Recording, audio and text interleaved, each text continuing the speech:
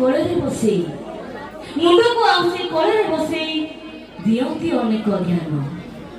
ସମାଜ କଲ୍ୟାଣ ସଦା ପାଇଛି, ସମାଜ କଲ୍ୟାଣ ସଦା ପାଇଛି ଆମକୁ ଶିଖାନ୍ତି ଏଠି।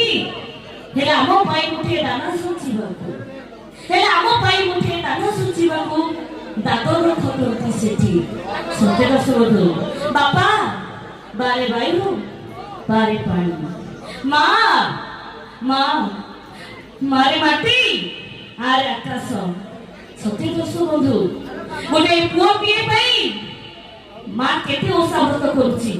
ସେ ପାଇଁ ଗୋଟେ ମା କାନ୍ଦି କାନ୍ଦିକି କହିଲା ପିଲାପିଲି କିଛି ହଉନଥିଲା ବୋଲି, ପିଲାପିଲି କିଛି ହଉନଥିଲା ବୋଲି ଯାଇଥିଲି ତୁମ ମନ୍ଦିର, କହିଥିଲି ପ୍ରଭୁ ନିସନ୍ତାନ କୋଳେ ଭରି ଦିଅ ମୋର କୁମର। କୋଳକୁ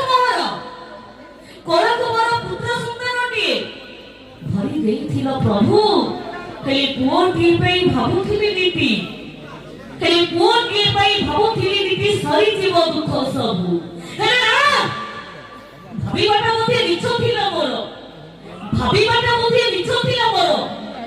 ଏମିତିକା ଦିନ ଦେଖିଲି ଶେଷ ସମୟରେ ପୁଅ ବୋଉଠାରୁ କେତେ ମାର ଗାଳି ଖାଇଲି। ସହିପାରିଲିନି ତାଙ୍କୁ ଅତ୍ୟାଚାର, ଛାଡ଼ିଦେଲି ଘର ଦ୍ୱାର। ହେଲେ ପ୍ରଭୁ ପୁଅଟିଏ ପାଇଁ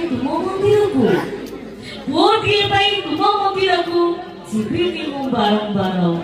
ହଁ ଦର୍ଶ ବନ୍ଧୁ, ଯାହା ହାତ ଧରି ଚାଲି ଶିଖିଥିଲ ମା ମା ବୋଲି କହି, ହେଲେ ସେଇ ମା ଆଜି ଭିକ ମାଗୁଅଛି, ଦୁଇ ମୁଠା ଭାତ ପାଇଁ। କାହିଁକି? ଆରେ ଭାଇ ବଞ୍ଚିଥିଲା ବେଳେ ଖାଇବାକୁ ଟିକେ ଦେଇପାରିଲନି ଶାନ୍ତିରେ, ମରିଗଲା ପରେ ପିଣ୍ଡ ପାଣି କଲେ କାହିଁକି ଦଉଛ? କାହିଁକି ଦଉଛ କଦଳୀ ପତ୍ରର ଦନାରେ?